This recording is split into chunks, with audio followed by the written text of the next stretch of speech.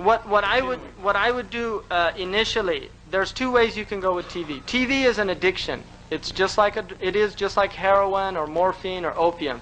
They don't like to talk about this, but all of their statistics show that people are addicted to television, and they show the same type of withdrawal symptoms when they stop watching television as they do with other addictive drugs. This has all been scientifically documented. It's not something that I'm making up.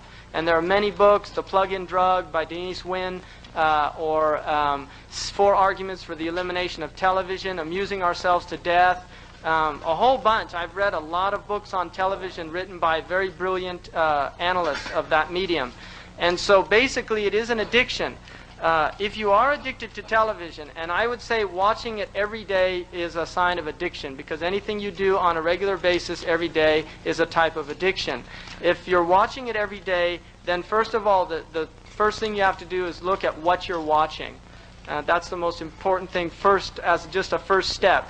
Most people will find that what they watch is rubbish. There are certain people that do watch like the news, which I think is rubbish as well, because it's just empty. I mean, there's a book called Watching TV News by Neil Postman. Very clearly articulates the fact, this guy's a PhD in communications theory at Columbia University, that you don't learn anything on the news. You in fact are actually dumbed down. People during the Gulf War crisis, there were statistical studies done. The people watching CNN knew less about the war than people that were reading articles about the war.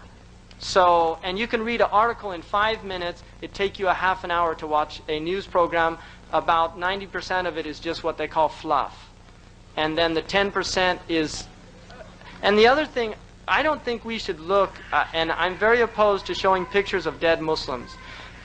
In the Battle of Uhud, when the Prophet saw the Muslims that were dead, he commanded the Sahaba to cover them over. That we should not denigrate our brothers and sisters that have died in the way of Allah by exposing their nakedness to the whole world to look at. And the fact that the kuffar do this is because they're just dogs over carcasses. That's what they are. They're just dogs. Those photojournalists, they're like dogs over carcasses. They have no human compassion for the people and the victims that they're taking pictures of. And the Muslims we should not become part of that. And I really would urge all of you to write magazines, Islamic magazines, and ask them to stop putting these pictures in our magazines. Because one, we become desensitized to the suffering that our brothers and sisters are experiencing all over the world. But two, they literally don't benefit you. What you end up doing is looking at it, feeling disgusted, and turning the next page. And that is something, it's despicable in itself. The fact that you can see that and then go have dinner is a sign that the heart's dead. I mean, if we really had living hearts and you see one of those pictures, you'll vomit or just weep bitter tears and probably wouldn't eat. Hassan al-Basri, somebody mentioned death to him and he didn't eat for 3 days. So really think about that. But you know, the television is a serious disease. What I would recommend this Ramadan is everybody who has a television, just unplug it during that month. Literally put it into a closet and don't watch it for an entire month. And just look at the change that takes place in your life, inside the house. Was it positive or was it negative? That's what I would ask all of you to do.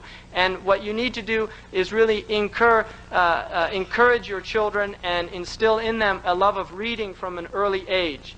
Because if you use the television as a babysitter as children, they will become addicted to it at an early age. And television is hard to compete with.